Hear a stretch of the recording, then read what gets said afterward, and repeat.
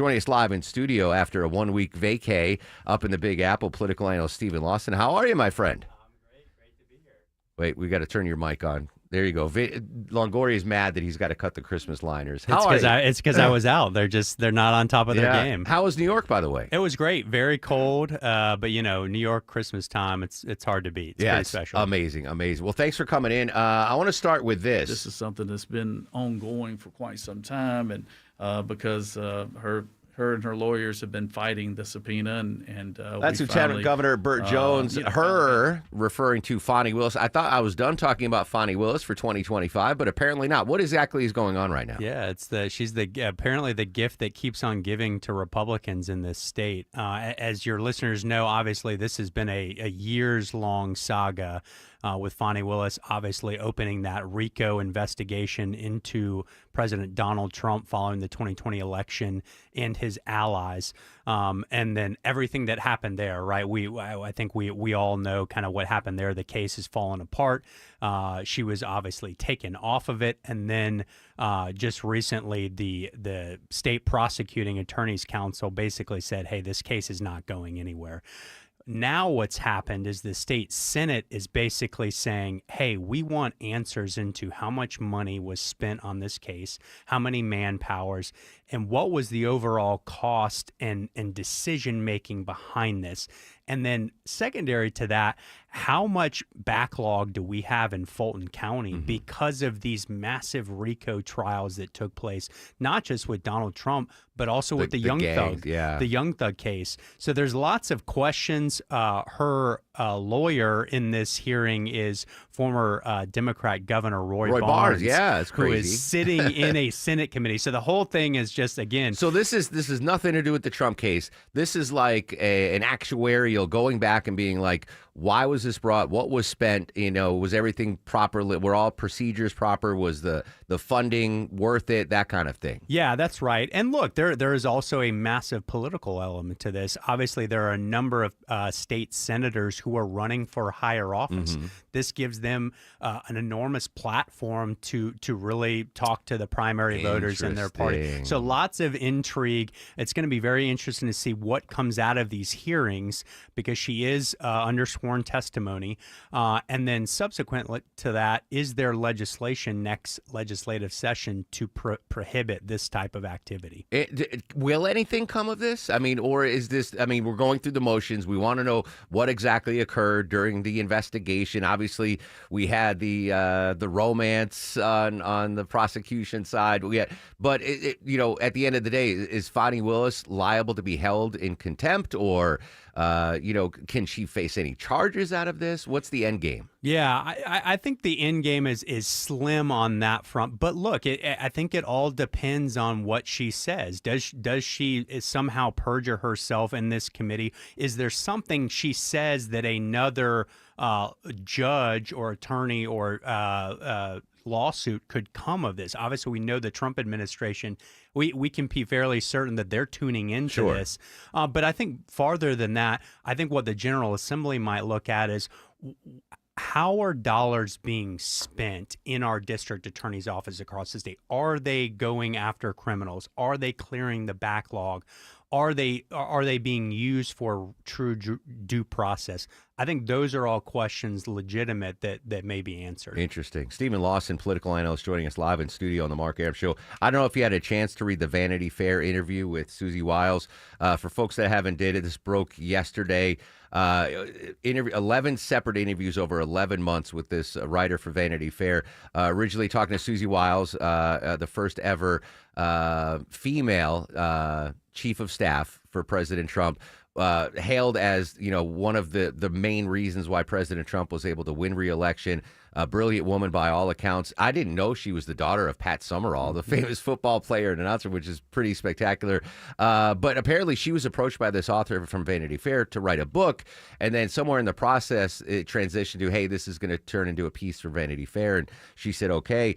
For a political veteran like Susie Wiles, I was taken aback by some of the things she said on the record that were recorded. What were your biggest takeaways from this interview? And at the end of the day, is it going to have any impact on the West Wing? Yeah, well, first of all, like you said, Susie is a true professional. I think she gets and deserves a lot of credit for the success that not only President Trump was able to have on his campaign, but also since he's been in office, right? This has been probably, in Trump terms, the least chaotic and most stable administration. No turnover. No turnover, yeah. So I think from that perspective, Susie's a pro. I'm not sure. There's a lot of questions. I think she felt a little blindsided by maybe what was on the record versus what was off the record. I think she said that she felt a little blindsided by the process of the interview. At the end of the day, I don't know that this is going to be a deal breaker. Ultimately, if the president has confidence in her, that's all that and he's matters. come out and supported her since then. But in this, there are a couple of things that stood out to me. First, kind of throwing some shade at Pam Bondi, the Attorney General, on the whole handling of the Epstein files. Susie Wiles says there's no client list. I don't know why she was pushing it, and the binders and all that. But Pam Bondi came out and spoke publicly. Susie and I are friends. It's no big deal. J.D. Vance, the vice president, she mentioned something that he's kind of a conspiracy theorist. Yeah. He embraced that and said, yeah, when they're true, I love conspiracy theories.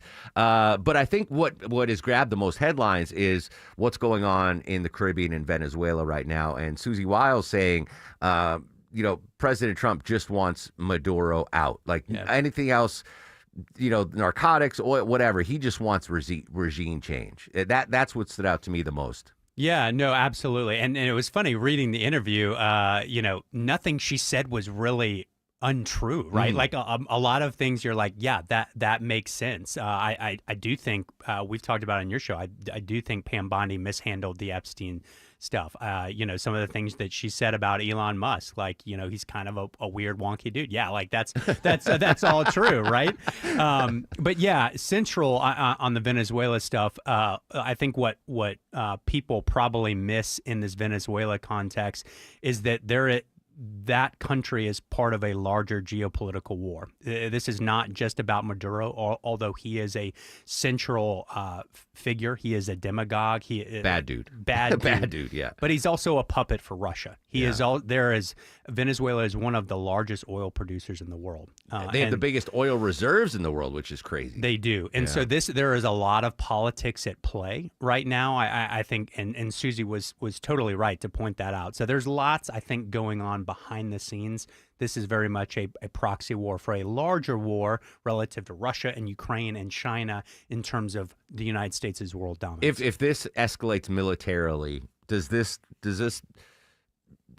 not belittle, but take the wind out of the America first, no foreign wars kind of what President Trump ran on? Yes. Or will MAGA get on board with it? Listen, President Trump says this is the right thing to do, then we're going to do it. I think the last thing this administration needs right now is a war abroad. We've talked about on your show, there are so many pressing issues in this country right now.